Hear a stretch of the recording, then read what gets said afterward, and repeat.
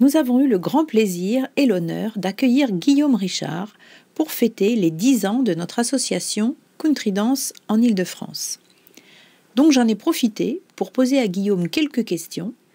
Et la première de ces questions, c'était « Guillaume, qu'est-ce que tu dirais, qu'est-ce que tu conseillerais aux personnes qui souhaitent débuter la danse en ligne ?»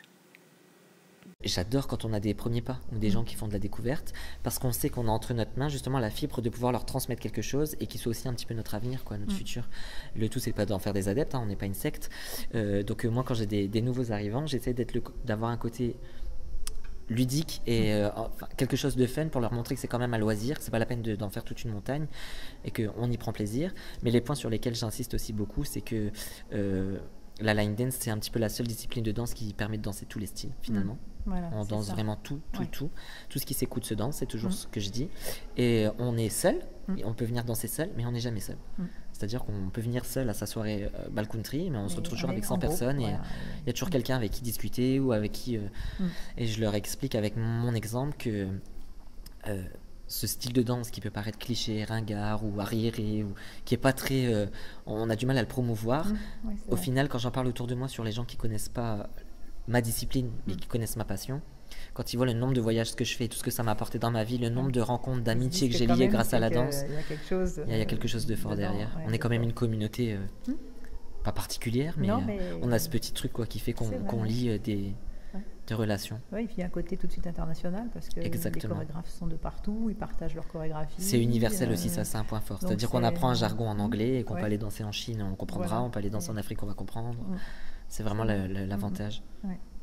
Donc je sais pas comment faire, mais j'essaie toujours d'expliquer que voilà, on offre un panel très très large. Et moi, c'est ce qui m'a plu quand j'ai poussé mon premier. On peut toujours trouver mon premier cours. Voilà. Avec et on trouve toujours quelque chose. On apprend de la celtique, on apprend des trucs qui sont pas country, on apprend des trucs country. C'est ça qui est vraiment c'est le notre côté point fort. Pluriel, le côté diversité. Et voilà. C'est vrai que moi, il n'y a pas d'âge. C'est quelque chose qui m'intéresse aussi. On a des petits bouts qui sont des fois 4-5 ans qui commencent et jusqu'à, je vais pas citer d'âge, mais j'ai connu des gens bien avancés dans l'âge. Et puis quand on danse, on n'a plus mal nulle part. Donc, on oublie. Voilà, donc tout va bien. Et donc là, aujourd'hui, on a assisté à un stage technique. Est-ce qu'il y a des petits conseils aussi qu'on peut donner aux danseurs qui ne vont pas faire de la compétition, mais disons qui veulent améliorer leur style et peut-être faire aussi un peu attention à leurs articulations et voilà. C'est quelque chose de très personnel. Alors, tu as assisté un peu au cours ce matin. J'insiste pas excessivement sur le côté technique. La technique, c'est de la technique. Mais j'essaie d'insister le plus souvent sur le corps. Leur faire comprendre c'est des analyses de mouvement, en fait. Leur faire comprendre d'où part le mouvement, comment il s'arrête, par où il passe, et de comprendre leur corps, en fait. Parce que techniquement, on peut apprendre des choses, il n'y a pas de souci.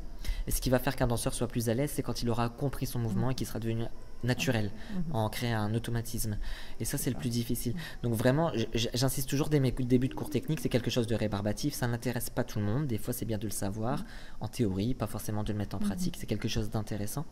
On fait au moins l'effort de se dire, je vais pas apprendre des danses, mais je vais apprendre à danser, ce qui est quand même une sacrée nuance.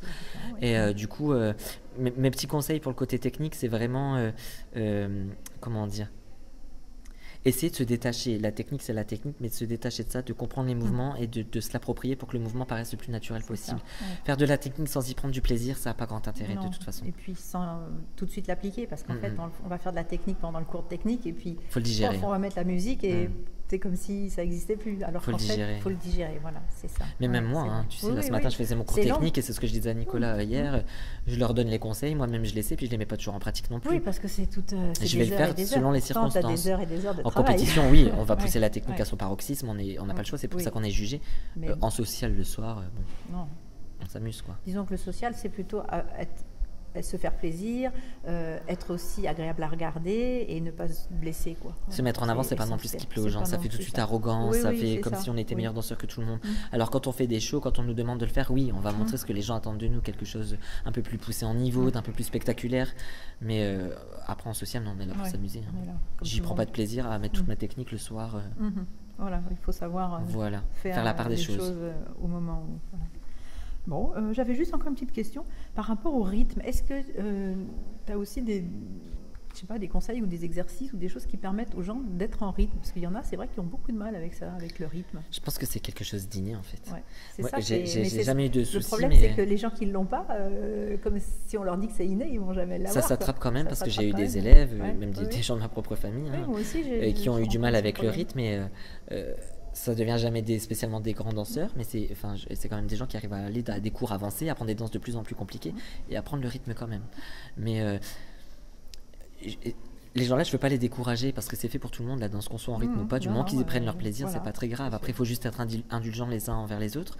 Mais les conseils de rythme, non, c'est compliqué. C'est comme expliquer la musicalité aux gens ou les restarts, les tags. Moi, je sais pas de mémoire numérique.